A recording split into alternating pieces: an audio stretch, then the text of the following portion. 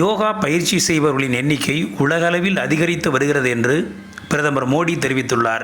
ஜம்மு காஷ்மீரின் ஸ்ரீநகரில் சர்வதேச யோகா தினத்தையொட்டி பிரதமர் பேசுகையில், யோகாவினால் உருவாகும் சூழல் மற்றும் அனுபவத்தை ஜம்மு காஷ்மீரில் உணர முடியும் என்றும், உலகம் ஒரு புதிய யோகா பொருளாதாரம் உருவாகி வருவதை காண்கிறது என்றும், உலகளாவிய நன்மைக்கான சக்தி வாய்ந்த உந்து சக்தியாக யோகாவை உலகம் பார்க்கிறது என்றும், கடந்த காலத்தின் சுமைகள் இல்லாமல் தற்போதைய தருணத்தில் வாழ யோகா நமக்கு உதவுகிறது என்றும், சமூகத்தில் நேர்மறையான மாற்றத்திற்கான புதிய பாதைகளை யோகா உருவாக்குகிறது என்றும், நமது நலன் நம்மை சுற்றியுள்ள உலகின் நலன் தொடர்புடையது என்பதை உணர யோகா உதவுகிறது என்றும், யோகா ஒரு ஒழுக்க கட்டுப்பாடு மட்டுமல்ல, ஒரு அறிவியலும் கூட என்றும் பிரதமர் கூறினார். மேலும் ஜம்மு காஷ்மீர் மாநிலம் ஸ்ரீநகரில் 10வது சர்வதேச யோகா தின நிகழ்ச்சியில் சர்வதேச யோகா தின கொண்டாட்டங்களுக்கு பிரதமர் தலைமை தாங்கினார் மற்றும் யோகா அமர்விலும் பிரதமர் பங்கேற்றார். யோகாவினால் உருவாகும் சூழல், சக்தி மற்றும் அனுபவத்தை ஜம்மு காஷ்மீரில் இன்று உணர முடிந்தது என்றும் அவர் தெரிவித்தார். 2015 கடமை பாதையில் 35,000 பேர் யோகா செய்ததையும், கடந்த ஆண்டு ஐநா தலைமையகத்தில் பிரதமர் தலைமையில் நடைபெற்ற யோகா நிகழ்ச்சியில் 130க்கும் மேற்பட்ட நாடுகள் பங்கேற்றதையும் அவர் குறிப்பிட்டார்.